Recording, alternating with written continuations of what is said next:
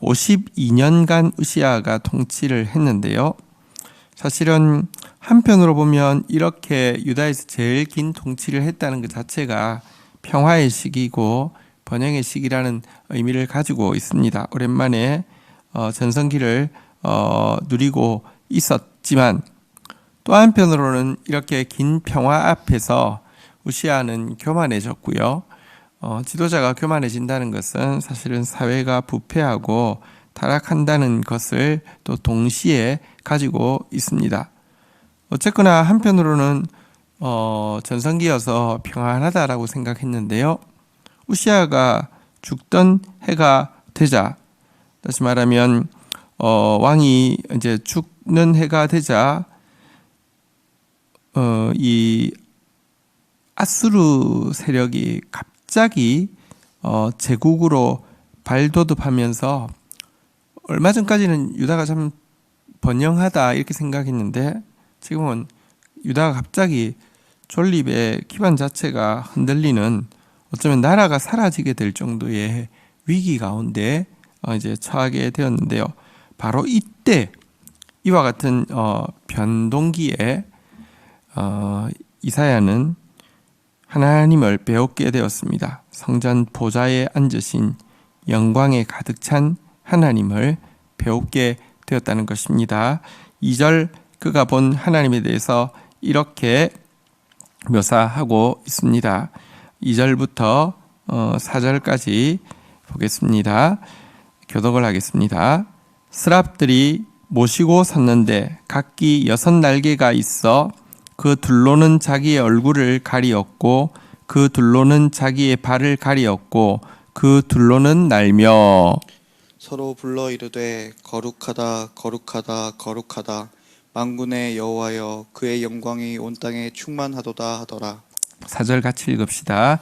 이같이 화답하는 자의 소리로 말미암아 문지방의 터가 요동하며 성전의 연기가 충만한지라. 네, 그가 하나님을 배웠을 때 하나님을 가까이서 모시는 스랍 천사가 하나님 앞에서 찬양을 하는데 특별히 하나님을 가장 가까이서 모시는 천사임에도 불구하고 그의 날개 둘을 가지고 그의 발을 가리우면서 찬양을 했다라고 그는 지금 보고 있습니다.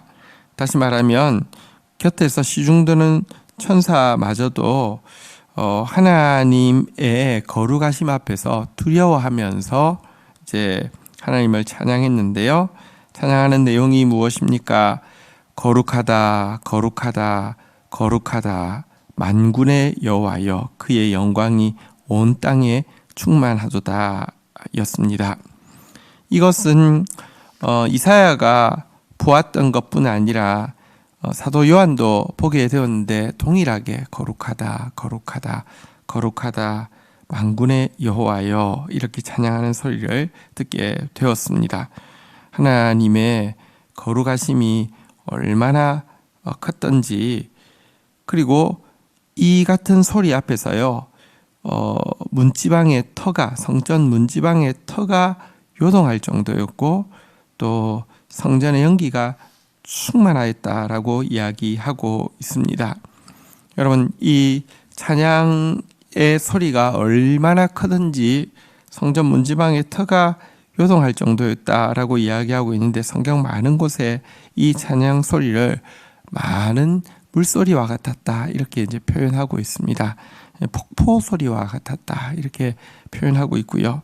또 계시록에서는 보면 허다한 사람들이 각 나라 족속 백성에서 나와서 하나님을 찬양하는 소리다 이렇게도 표현하고 있습니다. 그분은 찬양받기 합당하시고요.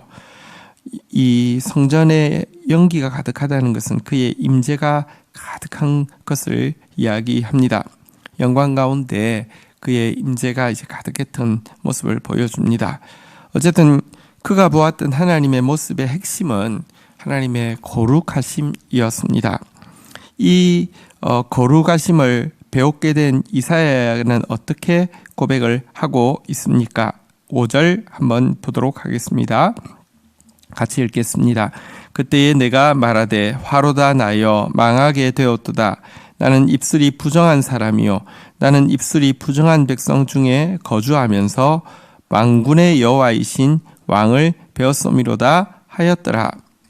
자, 그의 거룩하신 하나님을 배운 첫 번째 반응은 자기가 부정한 사람이라고, 자기가 망하게 되었다라고 고백하고 있습니다.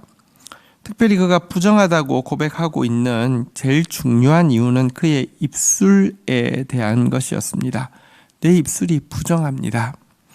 여러분, 이사야가 어떤 말을 쓰고 있었을까요? 여러분, 그가 음란 배설을 입에 붙이고 다녔을까요? 그렇지 않습니다. 그는 왕족이었고요. 그는 이미 사실은 선지자로서의 사역을 감당하고 있었습니다. 그런 그가 입술이 부정하다고 한 것은 그의 말이 평소 음란 배설이 많았거나 쓸데없는 말이 많아서가 아닙니다. 여러분, 우리가 언제 자신의 죄를 절감하는 줄 아십니까? 많은 사람들은 회개하려고 해도 회개할 게 없다고 이야기합니다. 죄가 없어서가 아니라 거룩하신 하나님을 배우지 못해서입니다. 하나님의 거룩을 배웠고 그의 높으신 거룩 앞에서 범죄하지 아니하였고 하나님 가장 가까이서 모시는 천사마저도 발을 가리우는 그의 두렵고 크신 거룩 앞에 서게 되었을 때 비로소 그는 그의 죄를 직시하게 되었고, 특별히 여러분, 하나님께서 보시는 죄는 행동의 죄뿐 아니라 마음에 가득한 것의 표출인 말의 죄를 굉장히 중요하게 본다고 하셨죠. 이 말의 죄를 직시하게 되었다는 것입니다. 그래서 하나님 앞에서 내 망하게 되었다라고 죽을 것처럼 두려워 떨고 있습니다. 이때 하나님께서 어떻게 이렇게 이 고백 앞에서 하나님께서 행동하십니까? 6절, 7절 보도록 하겠습니다. 교독하겠습니다. 그때의 그 스랍 중 하나가 부젓가락으로 제단에서 집은 바 핀 숯을 손에 가지고 그대로 날아와서 7절 읽겠습니다. 시작. 그것을 내 입술에 대며 이르되 보라 이것이 내 입에 닿았으니 내 악이 제하여졌고 내 죄가 사하여졌느니라 하더라. 네, 내가 망하게 되었다라고 이야기할 때 망한 것이 아니라 여러분들 회개하게 되면은 그가 죄를 인정한 것이니까 나쁜 사람 되는 것이 아니라, 여러분 정말로 우리가 죄를 인정하지 않았다고 죄인 아닌 게 아니고요. 죄인을 인정했다고 심판받는 것도 아닙니다. 죄를 직시하고 인정했을 때 하나님이 그를 살리시는데요. 살리는 방법에 보니까 스랍이 제단 앞으로 날아와서 이 핀 숯을 가지고 옵니다. 여기 핀 숯이란 이제 불덩어리죠. 숯이 피면 불덩어리가 되지 않습니까? 근데요, 이 핀 숯은 또한 정화의 의미를 가지고 있습니다.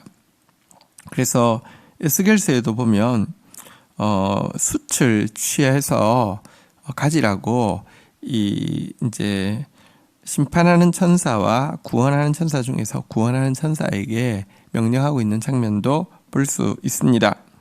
어쨌든 이 숯을 취해서 날아가서 그것으로 입술에 지지라 이렇게 이야기했습니다. 그리고 그 입술이 이사야의 입술에 그 핀 숯이 닿을 때 악이 제하여졌고 죄가 사해지게 되었다 이렇게 이야기하고 있습니다. 어쨌든 정화하는 하나님의 숯을 그의 입에다가 대라고 하나님께서 명령을 하신 것입니다. 여기 한번 유념해서 또 볼 것이 있는데요.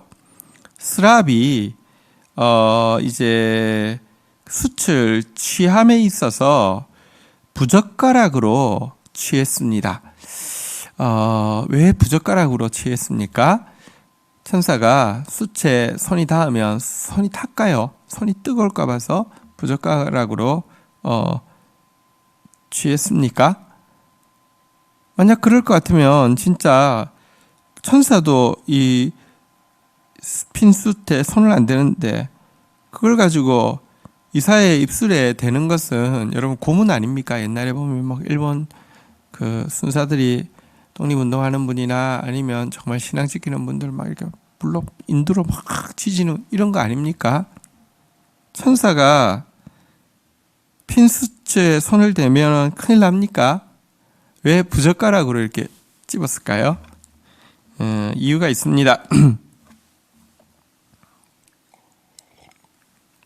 율법에 보면 이 제단에 있는 숫 이것을 정리하기 위한 부수 기제들을 예를 들면 부젓가락 그리고 이제 그것을 받는 이렇게 통부터 시작해서 이것이 다 구체적으로 명기가 되어 있고요. 그대로 하도록 되어 있습니다. 율법에 그렇게 되어 있기 때문에 천사가 부젓가락으로 이렇게 했던 것입니다. 사실 이단의 굉장히 중요한 특징이 하나 있는데요. 성경 막 구석구석에 좀 이렇게 우리가 오해하기 쉬운 구절들은 다 끄집어내서 이야기하는데요. 자세히 들어보면 그거 설명하면서 그렇기 때문에 이거는 좀 성경의 어떤 부분들은 이거는 잘못된 거고 이거는 틀린 거고 이거는 그 말이 아닌 거고 이런 식으로 해서 결국 이단 중에 성경의 일부분을 취하지 성경의 많은 부분들을 취한 것 때문에 부정합니다. 이단 중에서 성경을 부정하지 않고 성경에 있는 모든 구절을 받아들이는 이단은 절대로 존재하지 않습니다. 천사가요, 솔직히 부젓가락 전혀 필요 없는 천사가 율법 앞에서 율법대로 행하고 있는 모습은 여러분들 참 이 하나님의 말씀이 하나님 말씀 앞에서 행하는 것이 얼마나 중요한지를 보여주고 있는 것입니다. 자, 이처럼 하나님의 거룩하심을 보았습니다.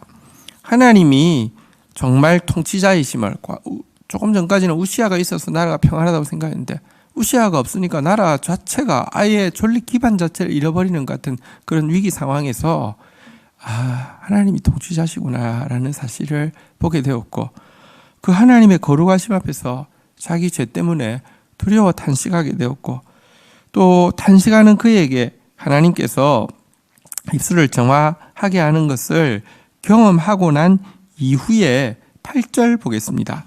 내가 또 주의 목소리를 들으니 주께서 이러시되 내가 누구를 보내며 누가 우리를 위해 갈고 하시니 그때에 내가 이르되 내가 여기 있나이다 나를 보내소서 하였더니 자 이렇게 정화되어지고 난 이후에 그는 주의 소명의 음성을 듣게 되었습니다. 내가 누구를 보내며 누가 우리를 위해 갈고 자 그리고 이 소명의 음성 앞에서 그는 정화된 그는 이렇게 고백합니다. 내가 여기 있사오니 나를 보내소서.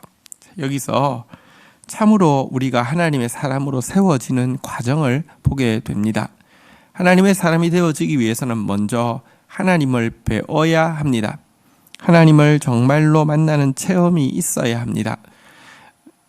성경에 보면 하나님을 말씀이라고 고백하고 있죠. 예수님을 말씀이라고 고백하고 있죠. 말씀이 보여야 합니다. 말씀이 들려야 합니다. 자, 이 앞에서 또 하나님의 크심을 알고 하나님의 거룩하심을 알고 자기의 죄인됨을 철저히 절감해야 합니다.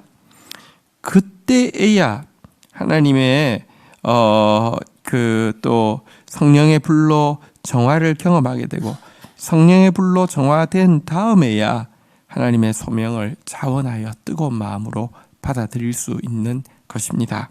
이렇게 내가 여기 있나이다 나를 보내소서라고 고백하게 되었을 때 하나님께서 그에게 이렇게 그의 사명에 대해서 이렇게 말씀하셨습니다.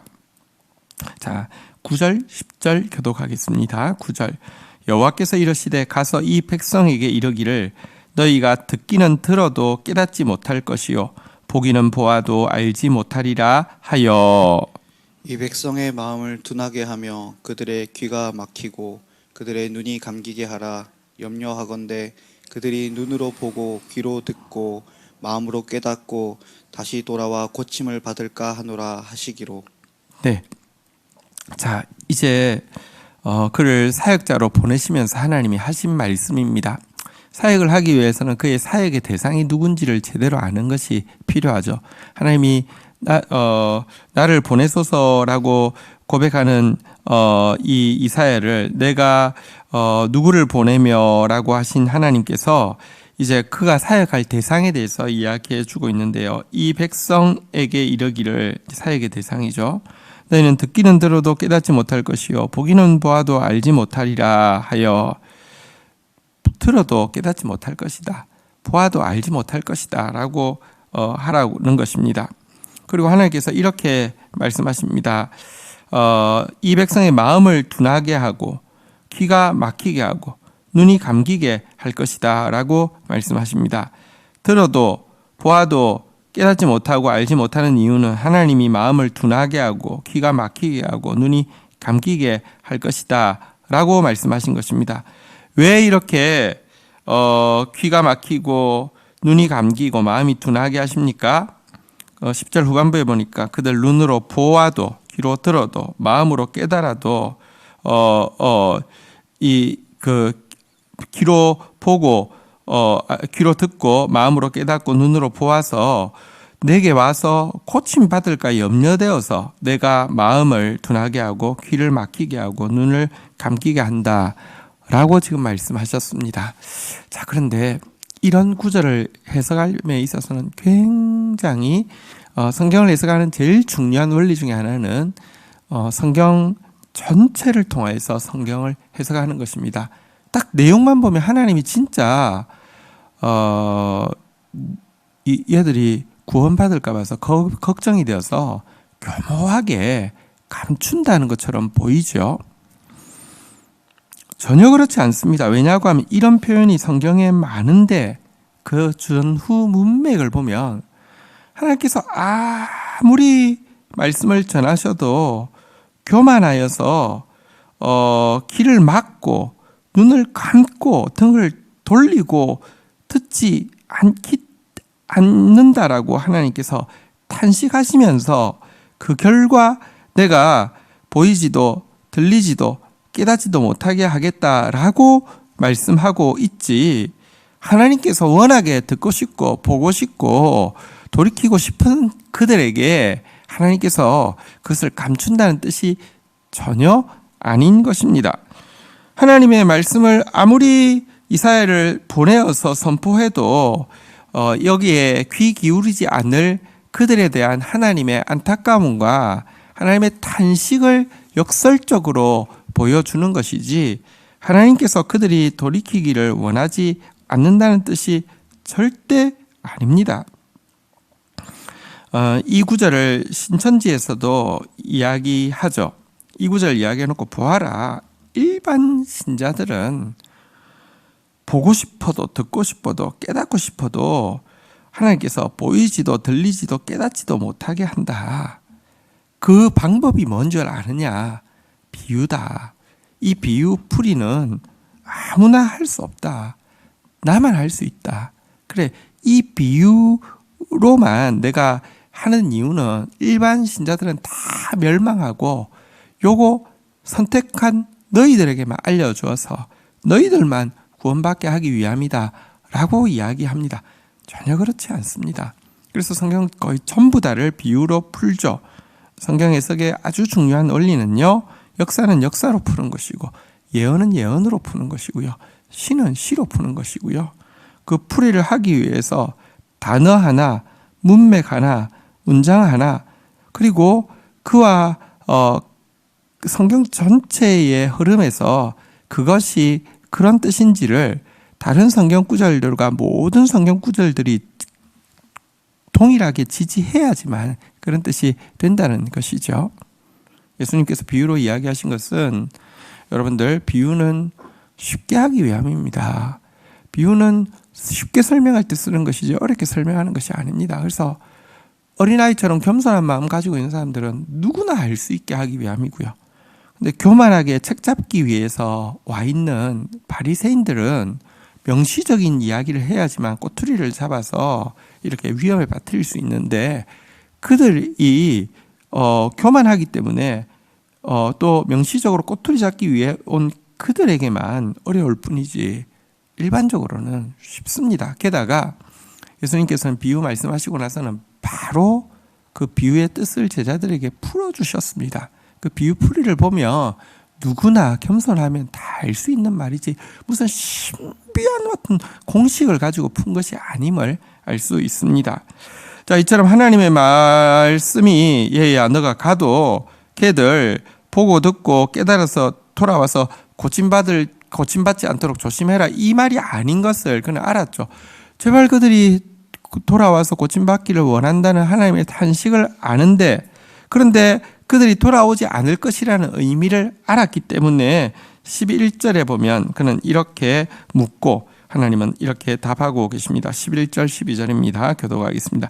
내가 이르되 주여 어느 때까지니까 하였더니 주께서 대답하시되 성읍들은 황폐하여 주민이 없어지며 가옥들에는 사람이 없고 이 토지는 황폐하게 되며 여호와께서 사람들을 멀리 옮기셔서 이 땅 가운데에 황폐한 곳이 많을 때까지니라. 교만은 말로 통하지 않고요. 결국은 징계를 통하여서 그들이 교만의 근거로 삼고 있는 숫자의 많음과 땅의 넓음과 성읍의 견고함과 특별히 자기들은 성민이고 자기들은 성지에 살고 있고 자기들에게는 성전이 있다는 이 교만의 근거가 무너지기 전에는 말씀 안 들릴 거다, 이렇게 지금 경고하고 있는 것입니다. 그렇지만 하나님께서 이렇게 징계하시고 심판하시지만 하나님의 말씀에는 또 한 가지가 분명히 약속되어 있죠. 13절입니다. 같이 읽겠습니다. 그 중에 10분의 1이 아직 남아 있을지라도 이것도 황폐하게 될 것이나 밤나무와 상실의 나무가 배임을 당하여도 그 그루터기는 남아 있는 것 같이 거룩한 씨가 이 땅에 거루터기니라 하시니라. 하나님의 심판이 있어도 반드시 하나님은 거루터기가 있을 것이라고 이야기합니다. 예언서에는 이것을 이제 거루터기를 남은 자라고 이야기하는데 반드시 남은 자가 있게 할 것이고, 이 남은 자의 핵심은 거룩한 씨라고 이야기하고 있습니다. 신천지에서는 이 거룩한 씨를, 씨가 이만이고 거룩한 씨가 이만인데 그 이만이를 깨달은 사람만이 이제 이 이제 구원을 받게 된다, 남은 자다, 이렇게 이야기하는데요. 여러분, 성경에 남은 자라는 표현이 예언서에 굉장히 많이 나오죠. 그리고 그 남은 자라는 표현을 그 전후 문맥으로 보면 뭔가 신비한 깨달음을 얻은 자가 절대 아니고요. 남은 자는 하나님 앞에서 가난한 자고 하나님 앞에서 겸손한 자라고 끊임없이 이야기하고 있습니다. 하나님은 가난한 자, 겸손한 자를 남은 자로 만드시고 결국은 그들을 거룩하게 하시며 결국은 그들은 말씀을 가난함과 겸손함으로 말미암아 듣게 되고 보게 되고 깨닫게 되고 고침 받게 되고 그들을 통하여서 결국은 역전의 역사가 일어나게 하시겠다는 것입니다. 오늘 이 말씀 앞에서 우리 다시 한번 하나님을 내가 정말로 만난 사람 되어질 수 있도록 도와주십시오. 하나님의 크심과 두려우심을 아는 사람 될 수 있도록 도와주십시오. 그 앞에서 나의 죄를 직시한 사람 되어지게 하여 주시고 하나님의 성령의 핀수추로 말미암아 입이 정결케 된 사람 되어지게 하여 주시고 그 이후에 주의 소명 앞에서 다시 한번 자원하는 마음으로 내가 여기 있사오니 나를 보내소서 고백하는 사람 되어지게 하여 주시고 하나님, 내가 남은 자 되어져서 가난하고 겸손한 자 되어져서 주의 말씀 들리게 하여 주옵소서. 이렇게 고백하고 나가는 저와 여러분 되시기를 축복합니다. 제가 기도하겠습니다. 하나님 아버지, 이 아침에 하나님을 배웠던 이사야가 저희가 되어지기 원합니다. 왕족이요, 하나님께 수종 들고 있었음에도 불구하고 참으로 하나님을 배웠을 때 그 앞에서 죽을 것처럼 두려워하며 하나님 앞에서 자기의 죄를 고백했던 이사야의 모습이 우리의 모습 되어지기를 원합니다. 역사의 주관자시요 가장 가까이서 모시는 천사도 두려워 떨 수밖에 없는 거룩한 하나님 앞에서 정말 다시 한번 우리의 죄를 깨닫고 주님의 성령으로 정결케 되어지는 저희들 되어지게 하여 주시며, 부족함을 아심에도 불구하고 우리 사용해 주시려는 하나님의 은혜 앞에서 내가 여기 있나이다, 나를 보내소서 다시 한번 헌신하는 저희들 되어지게 하여 주시옵소서. 교만한 자는 주의 말씀이 들리지 않겠지만 가난한 자, 겸손한 자 주의 말씀 듣게 하시고 그들을 통하여서 역전의 역사를 일으키시는 신실하신 주님을 찬양합니다. 오늘도 가난한 한 사람, 겸손한 한 사람, 그래서 남은 한 사람, 남은 그루터기 되어서 한국교회가 다 무너져 가는 것 같고 온 세계가 무너져 가는 것 같지만 거룩한 10분의 1은 남을 것이고 그들을 통하여서 온 세계에 구원받을 영혼 한 명도 빠짐없이 구원하실 역사가 일어날 것을 믿사오니 그 일에 수종되는 저희가 되어질 수 있도록 한 사람 한 사람 붙들어 주옵소서. 예수님의 이름으로 기도 올립니다. 아멘. 예수님 가르쳐주신 기도로 개인기도 시작하겠습니다. 하늘에 계신 우리 아버지여, 이름이 거룩히 여김을 받으시오며 나라에 임하옵시며 뜻이 하늘에서 이룬 것 같이 땅에서도 이루어지이다. 오늘날 우리에게 일용할 양식을 주옵시고 우리가 우리에게 죄지은 자를 사하여 준 것 같이 우리 죄를 사하여 주옵시고 우리를 시험에 들게 하지 마옵시고 다만 악에서 구하옵소서. 대개 나라와 권세와 영광이 아버지께 영원히 있사옵나이다. 아멘. 오늘 저녁 8시 반에 진리의 다림줄 세미나 있습니다. 교회 홈페이지로 들어오셔서 실시간으로 같이 해주시기를 기대하겠습니다. 감사합니다.